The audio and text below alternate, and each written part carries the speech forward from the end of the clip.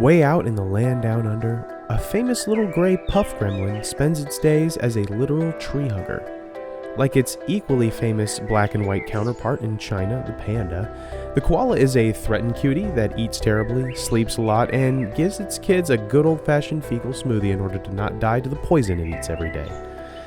But as we often tell our kids, sometimes you gotta find a way to eat your leafy greens here in life, death, and taxonomy.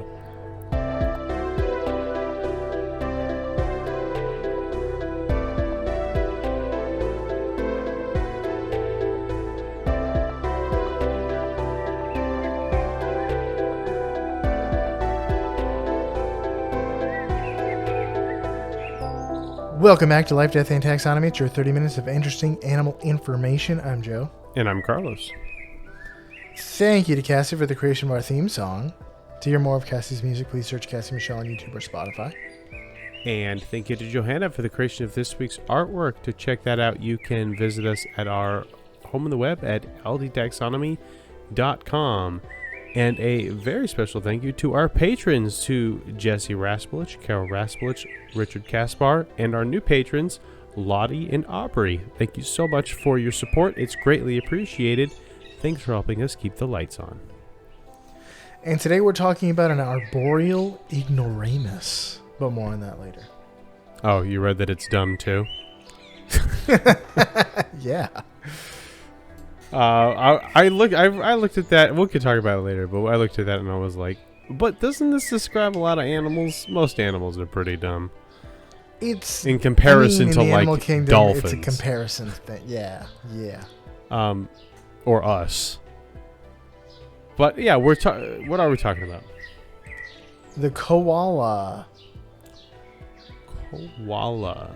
We always call it the koala bear for some reason. I don't know why that started. It looks nothing like a bear.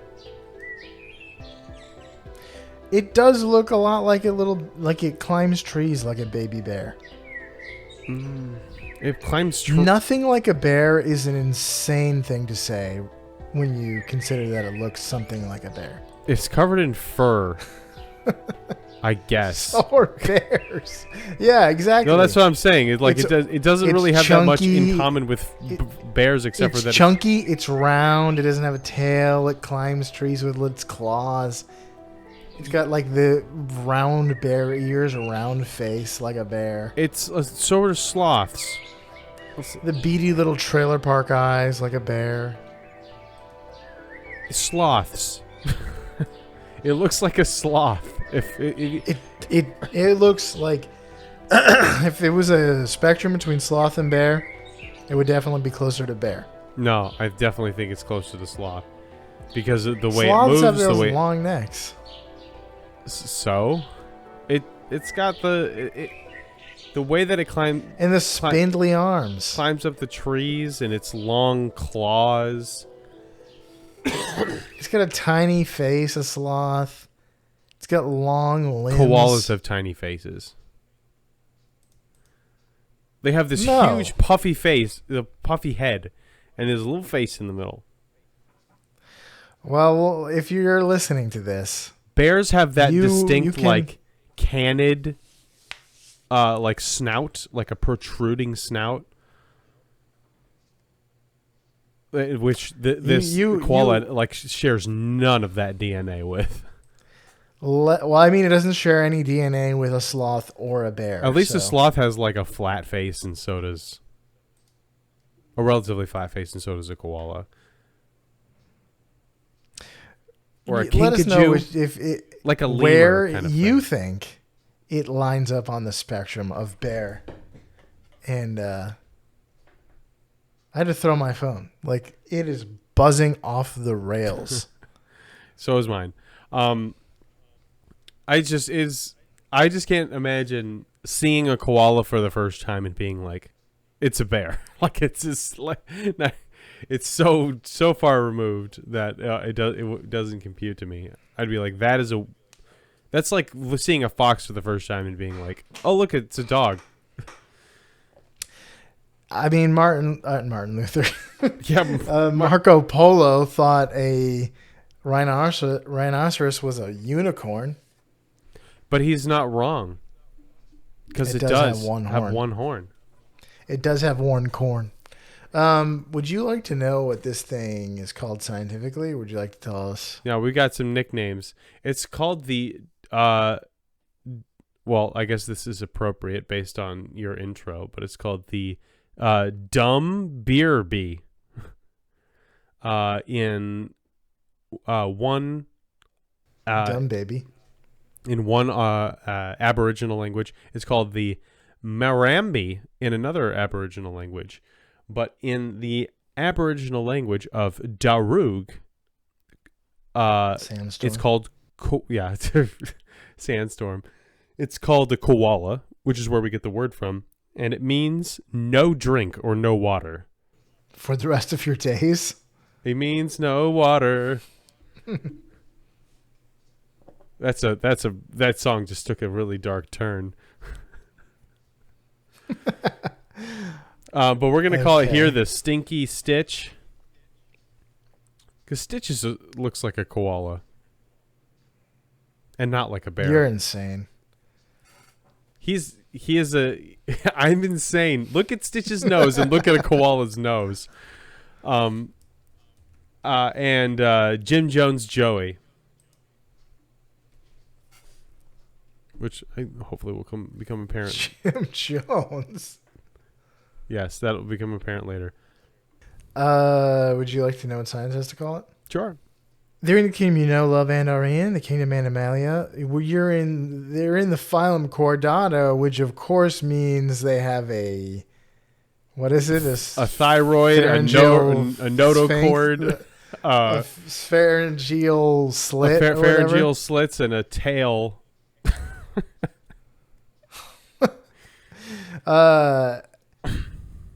They're in the class Mammalia. They're in the infraclass Marsupialia. They're marsupials, like kangaroos and wallabies. Like every mammal on Australia that didn't get the patch updates. Which are like, hey, it's not that efficient to have your baby prematurely born and have to crawl to another part of your body. Just keep it in the whole time. Yeah.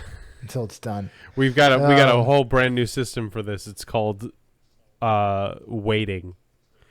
It's like this is like when you're making a crock pot recipe and they want you to like brown the meat on the oven on the stove top first. And it's like, I'm not trying to use two things. I'm making a crock pot recipe because it's easy. I chose a crock pot recipe so that I could take a bunch of stuff from my freezer and dump it in there and turn it on. Yeah. And come back after church and have some delicious food. It's in the order Diprotodontia. Isn't Diprotodontia something else? This is Diprotodontia. Yes. Which it's is not Diprotodontia, it's Protodontia. It's similar. It's most marsupials, including kangaroos and wallabies, like I mentioned. It's the largest order of marsupials. What family is this in? It is in the family Phascolarctidae. Phascolarctidae. Yeah, that makes sense. I listened to the pronunciation. Genus you're gonna make the Phascolarctose intolerant. And the species is, binomially speaking, Phactolactose cinereus. Cinereus? Phactolactose cinereus? Phactolactose cinereus, the pronunciation says, but I could see it being either one of those things. The 1817 described by Goldfuss. That's my favorite 007 movie. George August Goldfuss. Or Fuss. The koalas are the only extant member of their family. So it's like, oh yeah, the order is, Diprotodontia, and that's most marsupials, and then the family is just koalas. The genus is just koalas. The species is koalas. Koala, koala, koala. It might as well be at this point. Like bison, bison, But bison. there are apparently 6 fossil species that used to share the family. Right, but I feel like we once again need the patch update and just change it to koala, koala, koala. the sequel to Tora, Tora, Tora. But then your nitty-gritty nomenclature wouldn't be as fun. Yeah, but we're not doing nitty-gritty nomenclature because it's time for my favorite part of the show, critter groups. The part of the show where I ask you, Joe, a question, and that question is the same every time. What is the name of a group of this animal, or what is the term of venery, or what is the collective noun? If you saw a group of koalas, you would be A, surprised, but you would B, call them A, a colony, B, a nettle, C, a wallop, or D, a pact.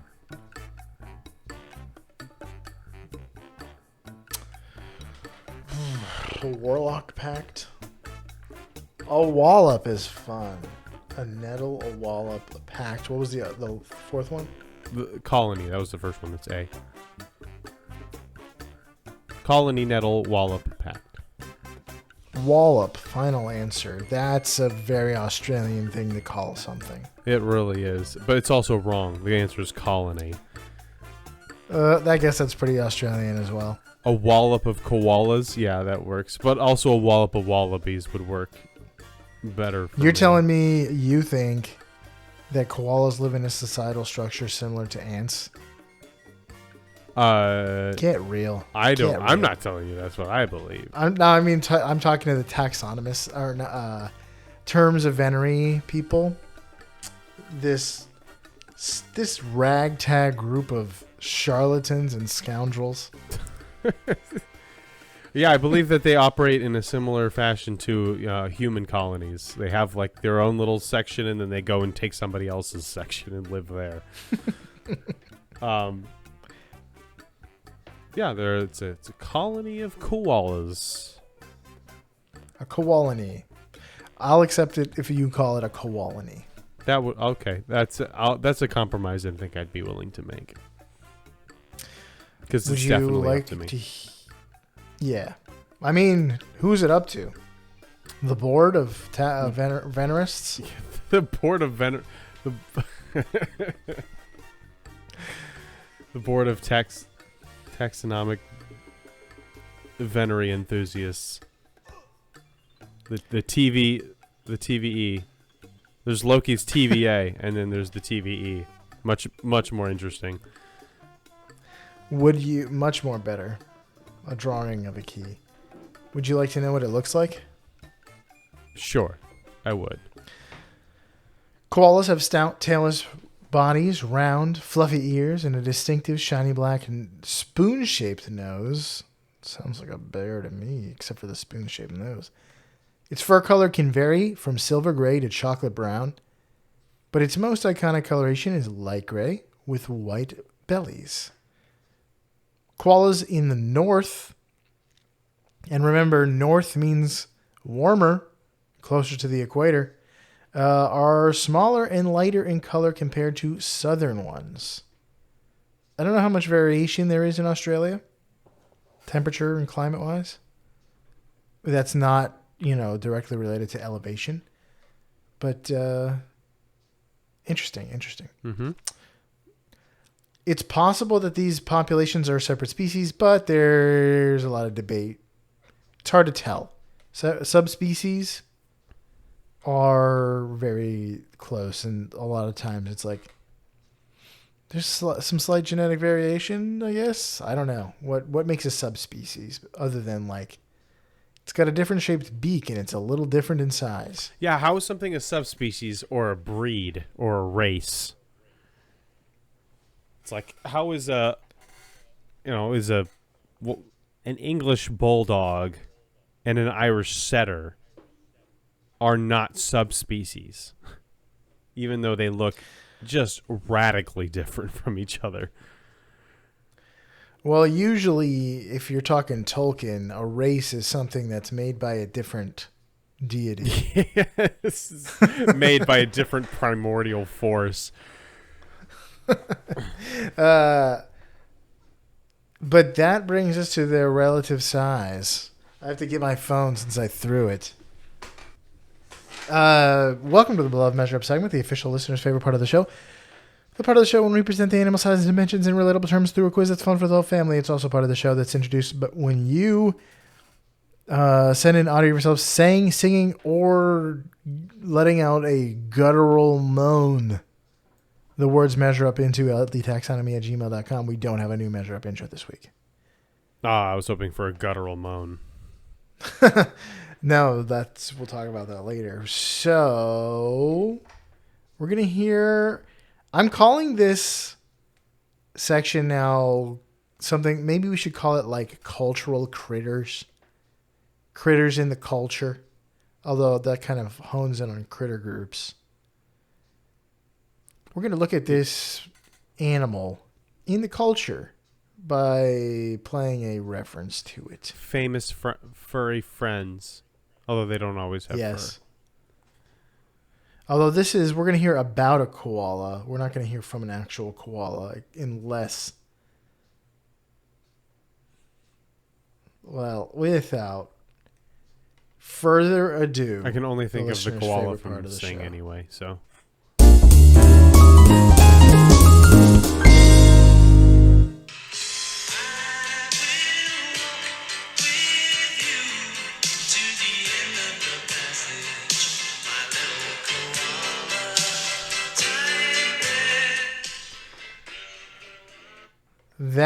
So unless Paul McCartney is a koala, secretly, that's a song about a koala, not by a koala. Ode? Is that what it's called? An ode to a koala? Ode to a Koala Bear by Paul McCartney. He says a koala type bear. It's a type of bear. He's so wrong. That is koala.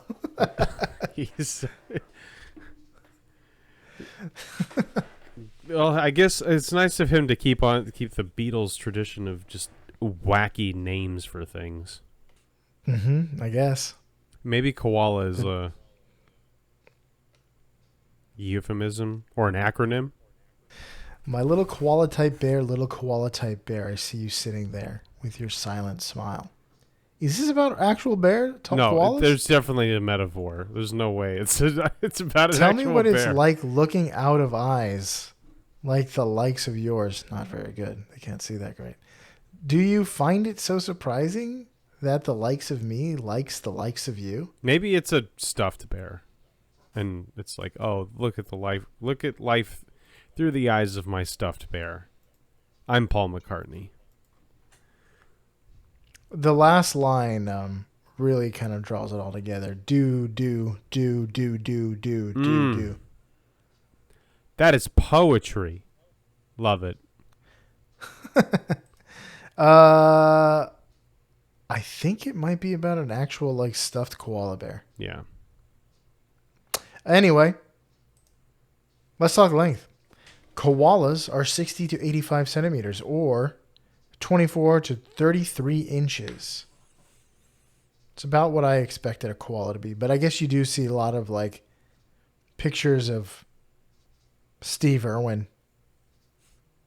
and the other Irwins holding a koala like a baby.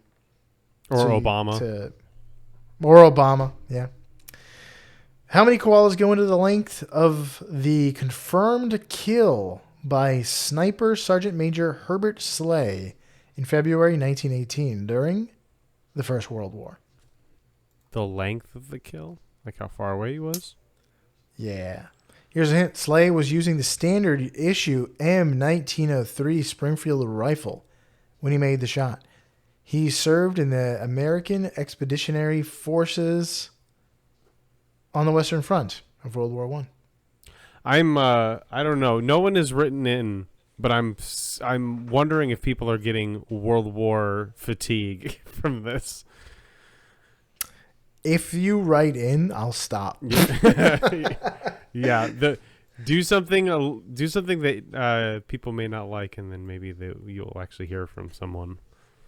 Listen, if you want, I'll measure things against anything you want. Well, Not within you reason. just opened the floodgates. Now you have Within to measure reason. it against furries and steampunk. I'm furries. in control here. I can pretend like I never received the furry email. Steampunk anime furries, the best.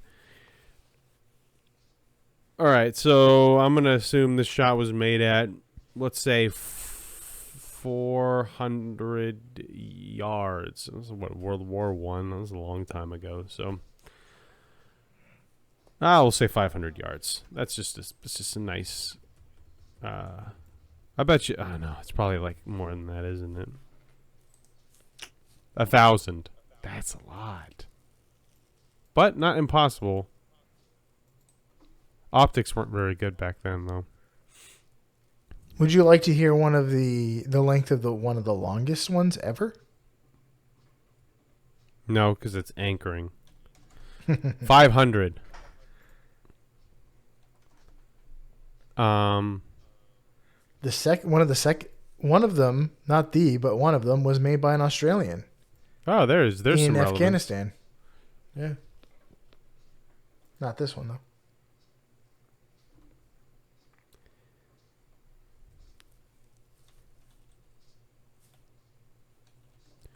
$545.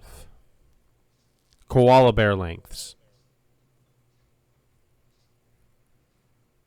Final answer. Yeah. The correct answer is 505 plus 1,000. Oh. 1,505 koalas. The shot was 1,280 meters or 1,400 yards long. That is a long shot. I almost said 1,000, but it still wouldn't have been a victory. I could have told you one from the American Civil War, which was 1,300 yards. Oh, wow. Really?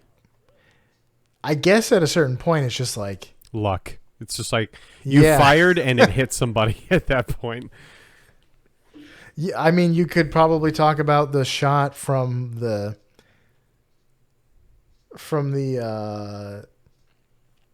top of the French ramparts that killed Richard the First. So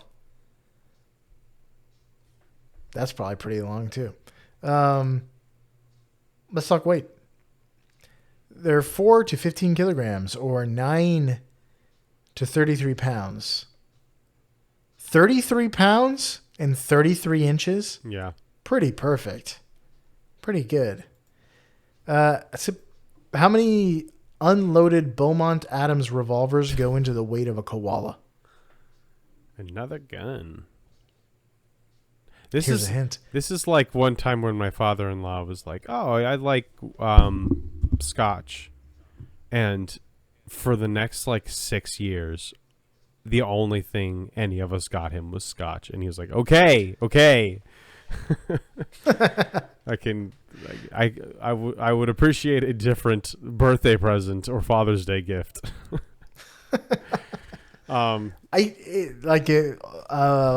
Grown men are difficult to shop for, and rightfully so. I think it's good for you to be difficult to shop for because that means you have what get you stuff want. For yourself, and you don't require things from others. You're self-sufficient. So you got to be careful when you're like a dad, because if you tell anyone you like something, you're getting that for Christmas forever. Well, it's nice to be like a collector or something, where it's like you could just get me one, but then it's like, oh, I already have that one. Yeah, buying gifts for grown men is pretty tough. Because it's like, what do I get? Would I get you decorations? Although Bibby did get me this steampunk octopus that I have in this room, and I love it. Whiskey's a good gift, though. Consumables are a good gift. No, consumables are a bad gift. I I do not want a gift that will not be in, a couple of weeks or whatever. I do. I don't want clutter. I buy the permanent things for myself. I guess I would want it more than clutter, but what I want is something useful more than stuff. Something that is very useful that you really like that lasts for a long time. That's a great gift, but it's tough to get. So I usually tell people like, get me a consumable, or because then I will appreciate. There's a lot of consumables like really nice soap. I'm not gonna buy myself really nice soap, but I'll appreciate it if I get it. Oh man, I would not appreciate nice soap. I can't tell the difference. Also, nice soap, other stuff. All Scotch tastes like gasoline to me, so I can't tell the difference between that either. Don't drink gasoline. You shouldn't even know what that tastes like. I take a sip. I indulge here and there. My strange addiction. It's a sip for the car, sip for me, sip for the chef. Yeah, one while you're cooking. All right, 33 pounds.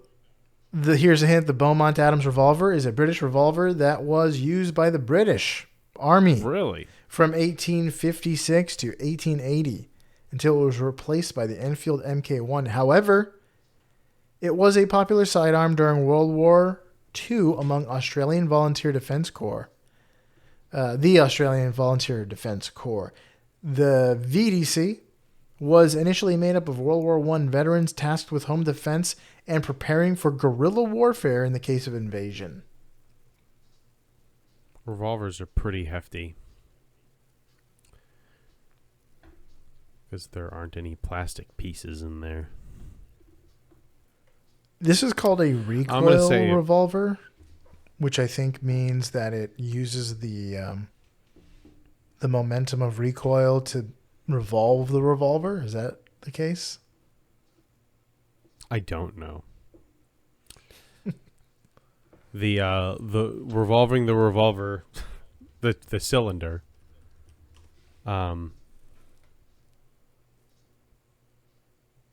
Yeah, I guess I don't know what mechanism does that. On my revolver, it's the cocking of the hammer. Yeah, because it's a double action revolver. I'm gonna say a pound. 16 ounces. So 33. That's easy. It's easy math. 33 revolvers. 33. Going to the weight of this koala. A percussion revolver, not a recoil revolver. A percussion revolver is one that makes a sick beat. Yeah, I know. It's. I would imagine percussion revolver is just one with a hammer. But not a hammer, a drumstick. That'd be pretty fun. Just hear like the a snare drum every time you shoot. The bongos from the Donkey Kong bongos every time like your platoon is marching into whatever. Final answer. 33 revolvers. Yeah. The correct answer was 13. The Beaumont Adams revolver was 2.4 pounds or 1.1 kilograms. Yep. I thought about it's really hard to like. If you would have asked me the weight of a pistol, any pistol, that would have been difficult, especially an old heavy pistol. Well, that's the thing. I have really heavy. I have a revolver it's just all metal, but it's a snub nose, and it's from the 60s. So I'm thinking, a full, 3-inch barrel revolver from the, late 19th century would probably be a chunk of metal, right? Who knows? I mean, we know now. It's a little over 2 pounds. Yeah. Would you like to hear some fast facts before we get into the major fact? Sure. Koalas are arboreal creatures that live in eastern Australia in open woodlands. Like most marsupials, they are born before they are fully developed. After being born, a baby koala, also called a joey, which is a Yeah. fact that I loathed as a child because every time we learned it in class, everyone would be like, "You're a koala, you're a kangaroo." And like I hear this every time. Every time. I'm not one. I'm more sophisticated than a marsupial, thank you. No one referenced Friends in your school? No, I mean, we were all Seinfeld. We were a Seinfeld school. They weren't After watching being Nat born Geo and said this is a Joey heavy episode. Yeah, no. Uh, After being born, a baby koala climbs up into its mother's pouch. It's like a little kidney bean making its way uptown, crawling fast. Even though it's blind and deaf, the joey uses its strong sense of touch and smell to navigate. I didn't hear that it not just deaf but earless. Does that mean like the ears situation is completely undeveloped? I don't know. The koala's brain is only 60% of the typical diprotodonts brain to body.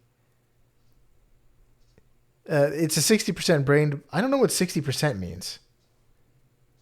It weighs an average of 19 grams. Is it 60% ratio? Is it I don't know. body to brain ratio? You did the brain research, right? The means that means it has one of the lowest brain to body ratios among mammals. So when we're talking mammals, they're dumb. I know, like if you like, oh, they're not dumb. Like look at a lizard, it's dumb. We're talking mammals here. The brain's surface is fairly smooth, so all the thoughts slide right off of it. Slippery thoughts. The brain only takes up to 61% of the cranial cavity, and the rest is filled with fluid. This waterbed head makes the koala concussion resistant, which helps it if it were to fall out of a tree, and it's likely to fall out of a tree because it's a big dumb idiot. The little brain is energy efficient. No think, only salads and naps. And we'll talk about energy efficiency later, I assume. Yeah. Koalas don't have great eyesight, but they find food by smelling the oils on branches, zeroing in on their coveted tree salads.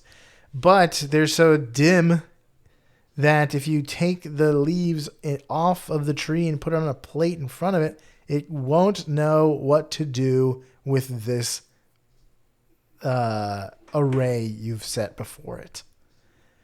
Because it's not good with out of routine actions and behaviors. I think it's less that it's dumb and more that it's just curmudgeon. No. It's a big dumb dummy, and that's fine for it. It works. Because if it were smarter, it would burn more and we'd have problems. We would need more energy. I see it as okay, we have Elbow's Kraft macaroni and cheese, and Mason likes it. But if we have Shell macaroni and cheese, Kraft macaroni and cheese, same everything, except for the shape of the shell, suddenly we have a problem. Suddenly this is intolerable refuse on the plate in front of him. Well, that's just like routine. It's the same food in a different format. It's the normal food in PDF format, and just can't understand. Well, and babies are arguably not as smart as adults. That's true. That's a very contentious statement. If there was a koala choir, they would all be basses. The koala larynx is located low in the vocal tract, and they have unique velar vocal folds. And Galadriel will diminish and go there, apparently. I don't know what velar vocal folds are, but they contribute. They are one of the features that I just mentioned that contribute to comically lower vocal sounds than you would expect from a creature this size. So any like cartoon koala, you'd expect to hear like a really high pitched thing, but instead it's like, "Hey Bob." Yeah, yeah. If you look up a video of a koala sound, and it is haunting. It's very strange. Sounds like a monster. It is a monster. Look at it. But that's all I've got. Do you have any big facts? I have a few fast facts just in case that I came across that didn't fit into the major fact. They are asocial animals, and they spend about 15 minutes a day on social behaviors, which I can totally get behind. But they live in a colony, so they should be eusocial. They don't really. I mean, if a group of them are together, it's called a colony, but it does not function like a colony. They do not like each other very much. Is that because they're in a colony because they don't feel at home with other individuals? Yeah, they're always they're always colonizing. They're always just in their outside of their element. Koalas hug trees not because it's adorable, but they want to lose heat without panting because it's very hot in Australia. Koalas also have a dark scent gland on the middle of their chest, and that marks trees while they hug. It's like, hey, this is my hugging tree. I thought they hug trees because they have short arms, and that's the only way they can exist on a tree. No, they could hang upside down like a sloth, or they could sit, I suppose. But they hug trees because it allows for the transference of heat, and also they can mark them using their chests. But the big thing is that koalas can and often do carry the bacteria chlamydia. Oh, that's right. I was going to talk about that, but yes. Yes, which is in humans a sexually transmitted disease, but it is a bacteria, highly infectious, and it is theorized to control the koala population so forests aren't completely stripped of their leaves. It causes infertility, blindness, and the worst UTI imaginable. This can be transferred to people. Not in the way you might be thinking, but if you come into contact with infected koala urine, you have a potential to contract this disease. And that is not impossible considering that koalas are basically incontinent and will just go when the spirit is upon them.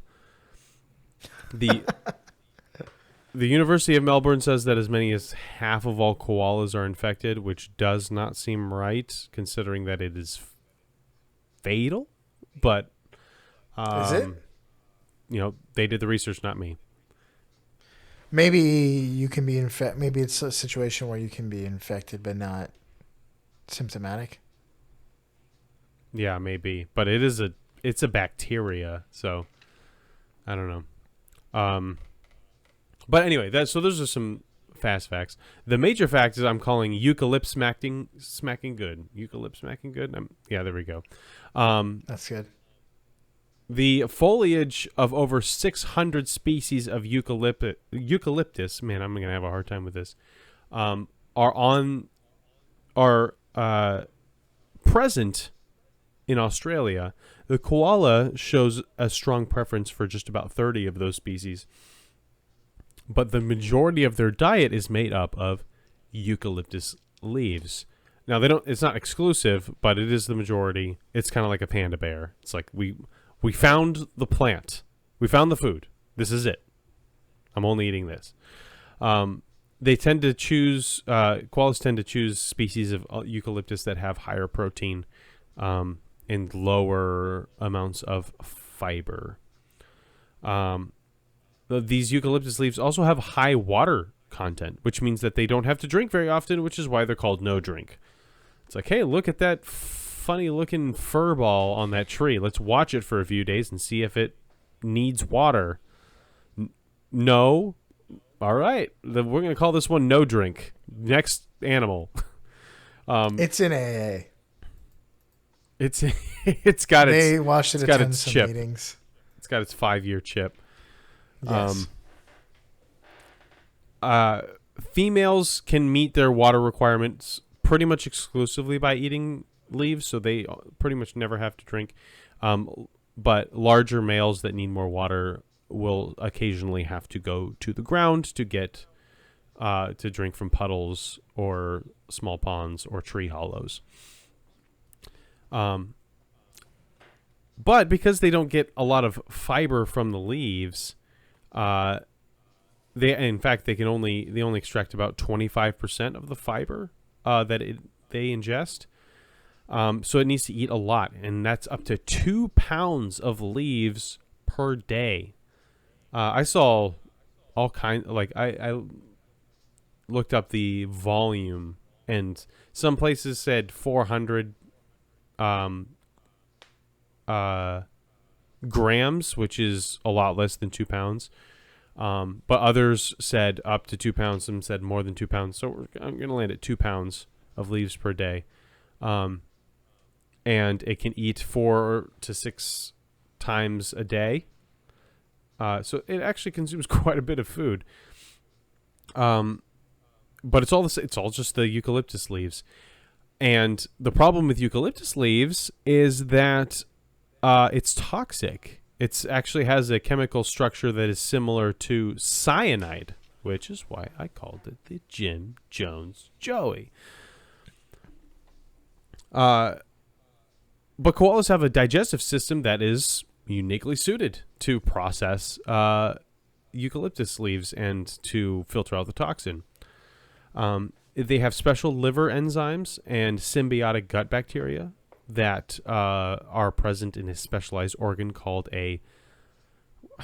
so I forgot, what did we call this? Because the Hoatzin bird has one of these. A cecum? A caecum? I don't know. Caecum. Cecum, I think, is what it's called. But it is a part of the digestive, is an organ in the digestive system that is meant to break down leaves in animals that otherwise are not supposed to break down leaves, like the Hoatzin bird, like the koala.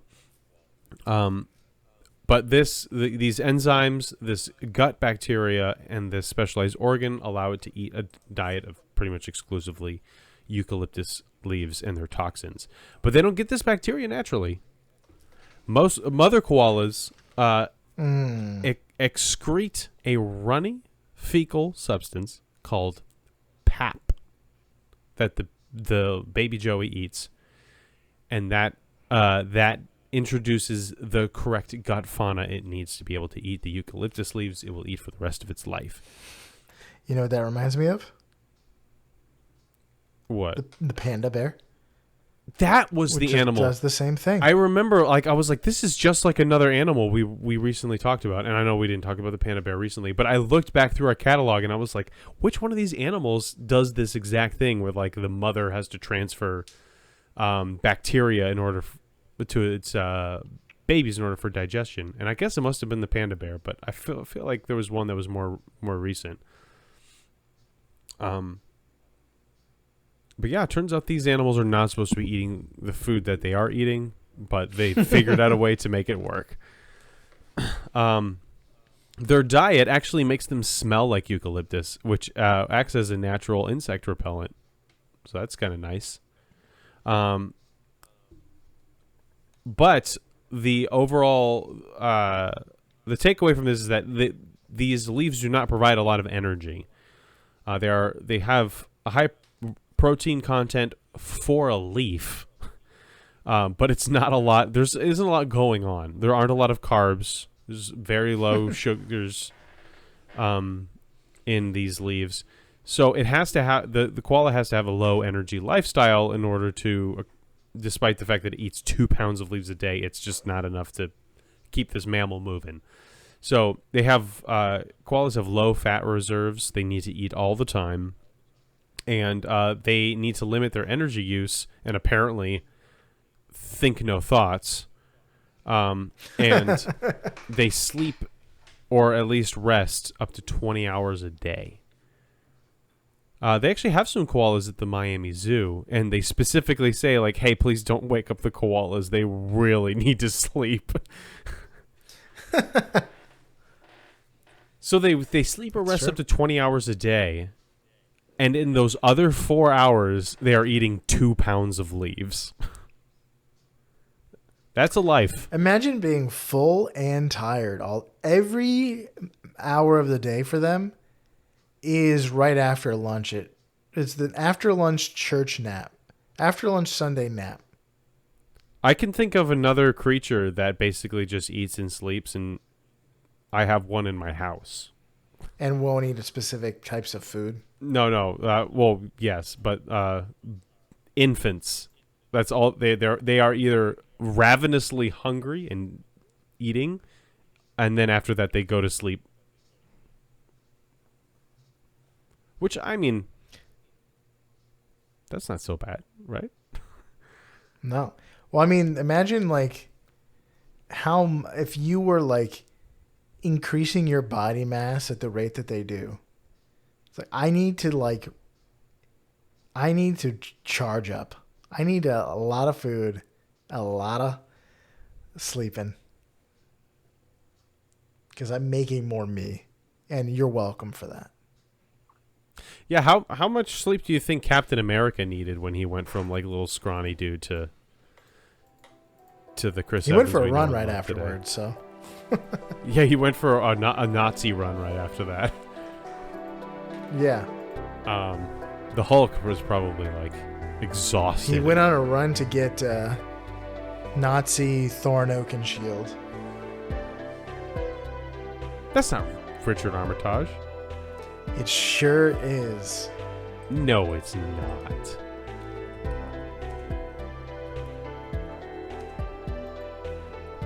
Anyway, while you're looking that up, do you have anything else on the koala? We are way over time. That's all I've got. All right. For you out there in podcasting, eat your pap. Keep your chlamydia to yourself. And eat your toxic leafy greens like the koala here in Life, Death, and Taxonomy.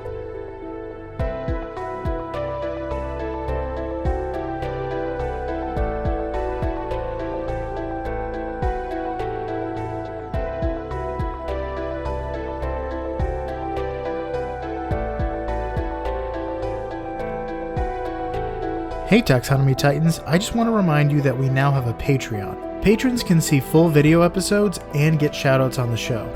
But ultimately, it's a way for you to help us cover some costs and get even better. Still, reviews are the best way to help us grow. So if you haven't left one yet, we'd really love to hear from you. As always, thanks for listening and engaging.